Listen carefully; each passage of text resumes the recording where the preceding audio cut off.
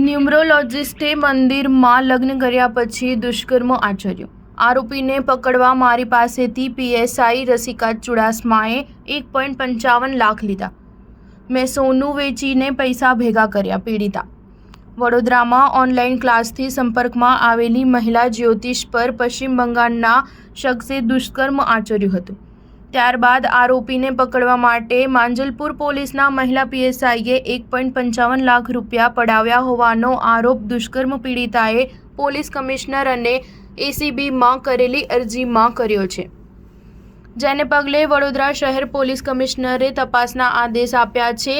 1 મેના રોજ વડોદરા શહેરના મકરપુરા રહેતી મહિલા જ્યોતિષે માંજલપુર પોલીસ સ્ટેશનમાં એની ઉપર પશ્ચિમ બંગાળના પ્રણવ ઉર્ફે રાહુલ મંડલ સામે દુષ્કર્મ અને સૃષ્ટિ વિરુદ્ધનું કૃત્ય કર્યું હોવાની ફરિયાદ કરી હતી। જોકે માંજલપુર પોલીસે મહિલા જ્યોતિષની સગીર પુત્રીઓ સાથે શારીરિક અડપલાની કલમ લગાવી નથી। આરોપીને કોલકાતા પકડવા જવા માટે 80,000 અને પછી 75,000 એમ 1.55 લાખ વકીલ મારફતે મહિલા પીએસઆઈ રસિકા ચુડાસમાએ લીધા હોવાનો આરોપ મહિલા જ્યોતિષે પોલીસ કમિશનર અને એસીબીને કરેલી અરજીમાં કર્યો છે।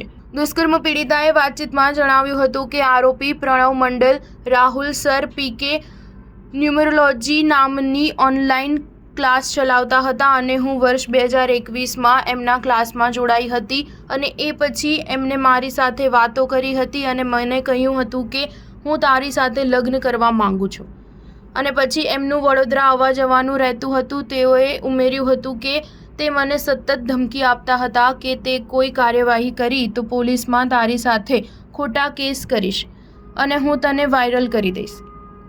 2 મહિના સુધી તો મેં તેમને વિનંતી કરી હતી કે તમે ફોટો વિડીયો વાયરલ ન કરતા। પછી મેં તેમની સાથે મેસેજ અને વાત કરવાનું બંધ કરી દીધું હતું અને એમને મારા ફોટો અને વિડીયો બધી જગ્યાએ વાયરલ કરી દીધા હતા। સ્ટાર ન્યૂઝ 7 હંમેશા સચ્ચાઈની સાથે।